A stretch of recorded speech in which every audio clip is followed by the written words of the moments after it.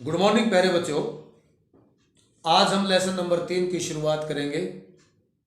राष्ट्रीय और अंतर्राष्ट्रीय खेल। राष्ट्रीय खेल क्या हैं या राष्ट्रीय खेलों पर नोट लिखें। राष्ट्रीय खेल कैसे और कब शुरू हुए, राष्ट्रीय खेल नाम कैसे पड़ा और राष्ट्रीय खेलों के क्या उद्देश्य हैं, आज हम इस विषय को लेकर आपके सम्मुख आए हैं और इस विषय पर चर्चा करेंगे। राष्ट्रीय खेल नेशनल गेम्स, नेशनल स्तर पर, नेशनल लेवल पर, राष्ट्रीय स्तर पर खेले जाने वाले गेम।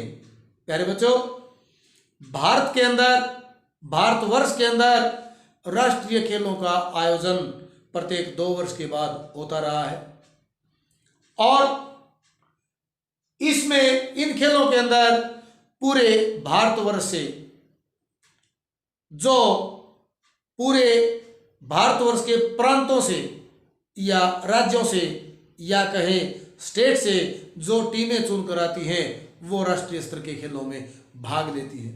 प्यारे बच्चों, 1924 में ओलंपिक मूवमेंट की शुरुआत की गई।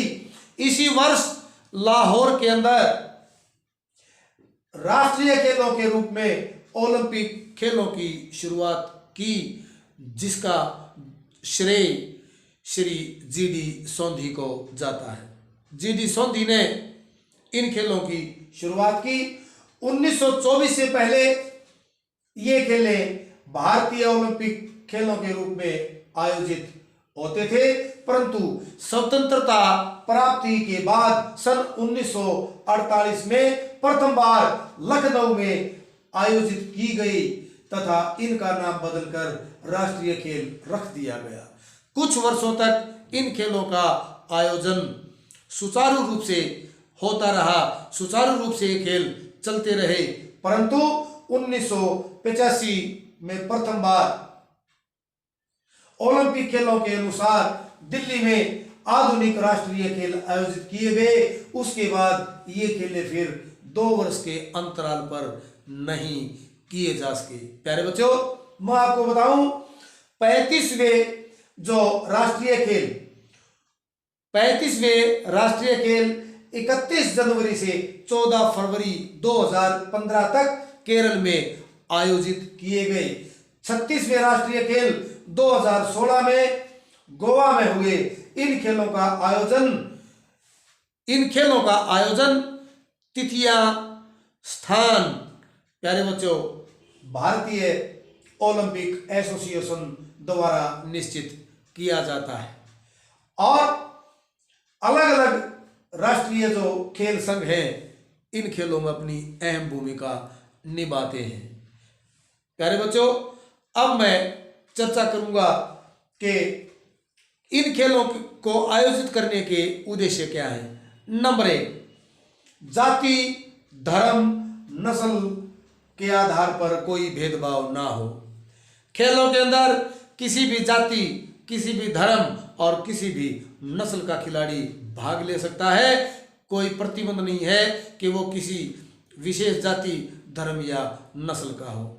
भाईचारे की भावना और आपसी सद्भावना को बढ़ाना। नंबर 2, प्यारे बच्चों, भारत के नागरिकों के अंदर आपसी भाईचारे की भावना को बढ़ाना, देशभक्ति की भावना को बढ़ाना इन खेलों का मुख्य उद्देश्य है, क्योंकि जब एक खिलाड़ी खेलता है वो पूरे जोश के साथ अपनी टीम को साथ लेकर के खेलता है। उसके अंदर भाईचारे की भावना, सद्भावना की भावना और देशभक्ति की भावना आ जाती है। नंबर 3, नागरिकों में नागरिकता के गुणों का विकास करना। भारतवर्ष के जो नागरिक हैं, इन खेलों के द्वारा उन नागरिकों के अंदर नागरिकता के गुण, अपने अधिकार और कर्तव्यों के प्रति जागरूक होना, इन खेलों का मुख्य उद्देश्य है। प्यारे बच्चों, नंबर 4, खेलों को अधिक से अधिक प्रोत्साहन देना।